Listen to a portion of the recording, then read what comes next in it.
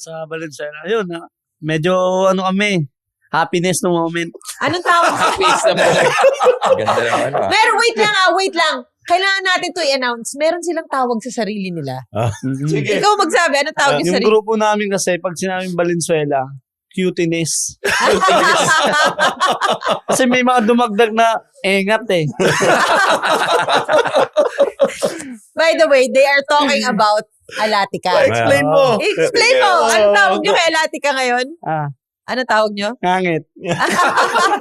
Pero kasi medyo ano kami, parang magkakapatid na rin kami sa team Oo, namin nga eh. eh. Kung anong meron, nagsishare kami lahat. Tsaka kung may mga lakad, ganyan, sama banding. Oo. Dahil nga din kay Kuya Jay eh. Anong tawag sa inyo? Sabihin mo kasi yung Pangit, tawag pero mo. yung pangit na may talent. Yan. Pangit, pero may talent. Kasi si ano yun eh, yung nagpasimuno yun, si Kuya Lester. Kasi Okay. Nag-video. Lester Reyes. Lester Reyes. Natawa rin ako eh, sabi ni Gateng, Jay, reels tayo. Tawagin mo si Robinson. Tinawag ko. Pagkatawag ko, Jeremy Robinson. si Jeremy. Pinag-ano si Jeremy. Tapos sabi niya, ano ibig sabihin yun? The Sabi former ko, to, di ba? tahimik na lang. Oo. Kung sabihin yung gano'n. Kaya yun, doon nag-umpisa yung kalokohan namin lahat. Ang ganda nun Pangit pero talent. Katabi pa namin yung may kawayan. Sila, Napopogi. mga pogi eh. Sabi ko, mga pogi yan. Didikit. Konting disclaimer lang Hindi sa amin nang galing Hindi sa amin mga nang galing. teammate. Okay, tuloy Ang mo. tawag nila kay Alatica, Alaticute. Alati cute. Alaticute. Okay, Alaticute. okay. By the way, congratulations to CJ Alatica. I think Yes. this is actually one of his dreams, no, for this season to actually be with a team na Yes. kagaya ng And we've Valenzuela. been pushing for it. You Yeah. have, I know, you Yeah. have talaga, and I'm so proud of him. No, Oo. I'm so proud of where he is right now. Galing Negros, no? Yung team na yun, hindi mo alam kung ano yung pupuntahan. Mm-mm. Ito yung Valenzuela, at least alam nila. May direction eh. Okay, napag-usapan natin yung word na talent. Na talented tong team na to. Teka lang, huwag kayo masyado. Ang coach nila, Estong Ballesteros lang Siyempre. naman. Okay. Kung talent ang Ganda mo yung introduction pinag-uusapan. mo. Umpisa mo, sang Suela galing yan. Oo nga eh. O sige na.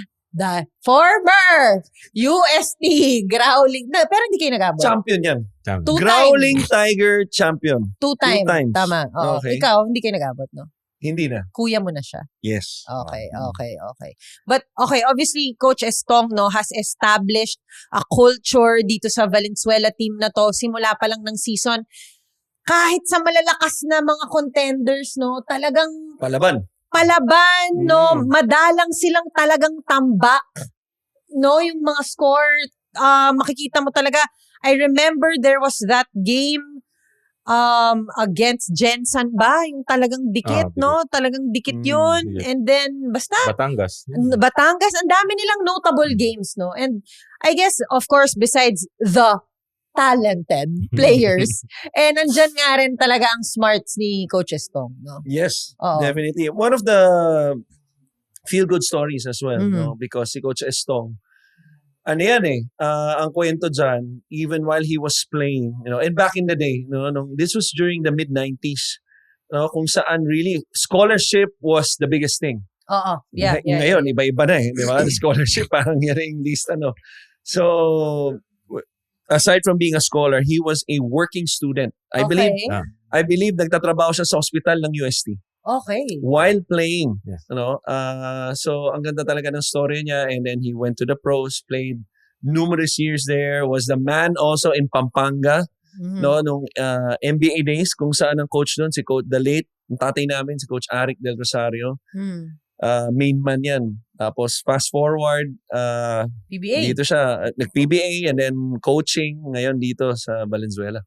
Yeah. And every time you talk to Coach Estong, ang gusto ko sa kanya, hindi siya madamot sa kwento. Ayan ang gusto ng mga courtside reporter eh. Lalo ako. Hindi siya madamot sa kwento, hindi siya madamot sa kahit anong pwede niyang i-share. No? Parang si JR. Parang si JR, no? Kumbaga, siya he will really pass on the wisdom, he will really pass on the information. Coach Estong is very, yung demeanor niya towards his pagiging grateful to the game, makikita mo talaga. Lumalabas talaga. Kausapin mo si Coach Estong. Sige. Palagay ko maging makwento ka rin. Okay. Pero Jay, okay, napag-usapan na nga no, yung relationship nyo as players. Obviously, ikaw ang kuya dito. Obviously, ikaw ang focal point ng kung ano man, offense, defense, lahat na siguro no, sa team na to. Coming from a team or coming from a system, like yun na nga, napag-usapan natin kanina, Coach Gerson, champion demeanor towards the game, no? Kumbaga, yung pagiging physical mo, doon na rin siguro mas nahasa kay Coach Gerson bilang alam naman natin kung anong gusto niya sa depensa.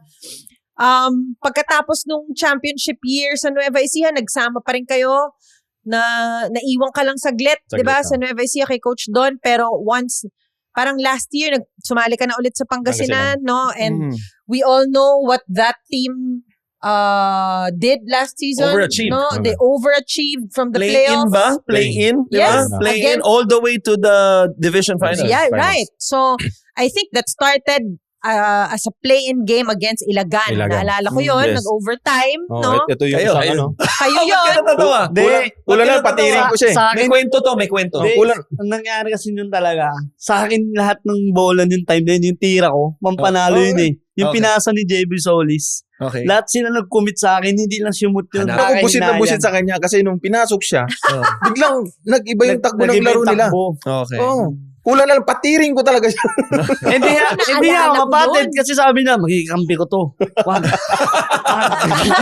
Wag. Bata ko to. Naalala ko yung laro na yun. That was in Rosales. Di ba? Sa Pangasinan. Ah. Naalala ko yun. Mm. I remember that game. I think I covered it with Javi and Ken. Because Coach Gerson was so mad. Naalala ko yun. Galit na galit siya Galit ng game na yun.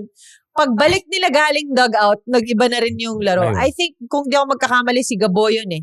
Ang Ah. nag-best player nung, Yes. nung nag-overtime. But anyway, ayun na nga, no? So, Jay, lahat ng I guess, natutunan na experience mo dun sa Gerson Cabiltes years, that was 7 years, no? That they were together. Paano mo yun natatranslate being the leader dito sa Valenzuela? Yun nga, inaano ko sa kanila siyempre yung winning culture ng natutunan ko nga doon kay Coach Gerson. Na pagdating sa depensa, minsan nag-aano sila coach Stong, dinadagdagan ko. Okay. Kumbaga sinasabihan ko sila, coach, mas okay to, mas mas maganda kung ito yung i-depensa natin. Kumbaga inaano ko pati sa opensa minsan, inaano ko rin sila. Meron akong tanong, coach, no? Pati sa inyong mga players.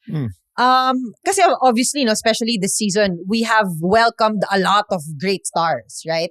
Pero totoo bang iba pa rin yung style of play ng MPBL? Kagaya ng sinasabi ni Jay, no? Estong Ballesteros, champion ng UAAP, PBA player, kung international, kung saan man. Pero sabi niya, meron siyang mga tingin na depensa na pinapasok niya kasi mas matagal na siya sa MPBL. 8 taon ka na sa MPBL. Yes. Masasabi niyo bang may iba talaga yung style of play ng MPBL? Oo, kasi yun nga, 'di ba? Pagdating nga dito sa MPBL, kunyari kung galing ang college, pagdating mo dito sa MPBL, grabe ng pisikalan dito eh. Okay. Kumbaga, kung aagad ka ng mas mataas, katulad PBA, Okay. ang ganda na makakalaro ka dito. Kasi mararanasan mo na lahat ng pisikalan dito eh. Para pagdating mo dun, alam mo na kung ano yung mangyari. Okay, being one of the most physical players of the MPBL, no? Siguro pag nag-angat tayo ng jersey one day, isa si Jay Collado dyan sa physical na player, eh, no? Ikaw naman. Naglalaro pa, gusto mo nang Sabi ko, iretiro. one day, hindi naman ngayon. Matagal Okay. Pero, pero, Matagal pa. ano sabi mo kanina bago tayo mag-start? Para tayong ano dito? Yung Ano? ilaw? Parang kuningan ni Lord. Wag naman. Ang tanong ko kay Jay, para sa'yo, being one of the most physical players nga no, of the MPBL, sino yung naka-match up mo or para sa'yo, pinaka-physical mong nakalaban? Marky! Talaga. Mabilis yan. Hindi, yan talaga siya taga. Akala ko sabi mo, Joko Misdeliano. Marky talaga. Marky Actually, talaga. yan din yung sinasabi ni kay Manny Ladi, di ba? Nung nandito siya. Mm. Isa daw si Marky talaga sa, kumbaga binulong na sa kanya na pag yan nakaharap mo, mag-ano ka dyan. Di, actually, lagi yun. Pag magkalaban kami, nung Davao pa sila, para kami magnet niyan eh. Pag nag-iskisan kami, wala nang alisan yun. Oo, wala nang alisan yun. Magnet pala ang tawag. Oo, wala nang alisan yun. Hindi yung pagkain ha? Hindi yung pagkain. Either nababagsak kami sabay, o may isa talagang babagsak sa amin. Walang nagpapatalo. Wala talaga. Oo. Yung Hanggang isa- ngayon, no, yung Oo. katawan ng Marky, no?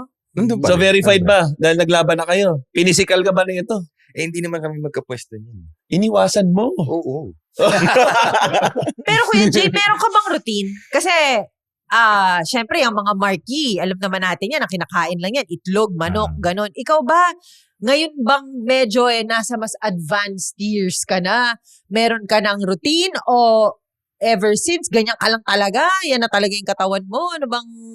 Nung una, ganito lang, pero nung lately na, yung adobo na ni Mrs. yung Routine? Kailangan pag may game ako, yun ang ulamin ko. Shout out, no? Kay Ate Carla Collado. Yeah. Yan ang isa sa pinaka-supportive wives sa MPBL. Sobra. No? The most emotional wife. Oo. Pagka nakashoot si Jay, papalakpak yan. Pero pag nahulog si Jay, galit din yan. Ganyan. Yari ang referee. Yari ang referee. Hanggang Yan sa ang stream. suporta. Pero, Yung pagkatapos ng game, sasabi sa akin ng referee, pre, yung asawa mo na, mapigilan mo. Kasi hindi nila pwedeng i-technical ang Hindi asawa. pwede. Kung di ka pa nakasubscribe, ano pang hinihintay mo? Bawat episode, bawat laro, bawat kontrobersya sa MPBL, nandito kami para harapin lahat. Hanapin ang Rebanse sa Spotify, Apple Podcasts, at YouTube. Kung may gusto kang sabihin, may issue kang gustong harapin, o may Rebanse ka sa sinasabi namin ngayon, mag-subscribe, i-share, makiisa sa usapan.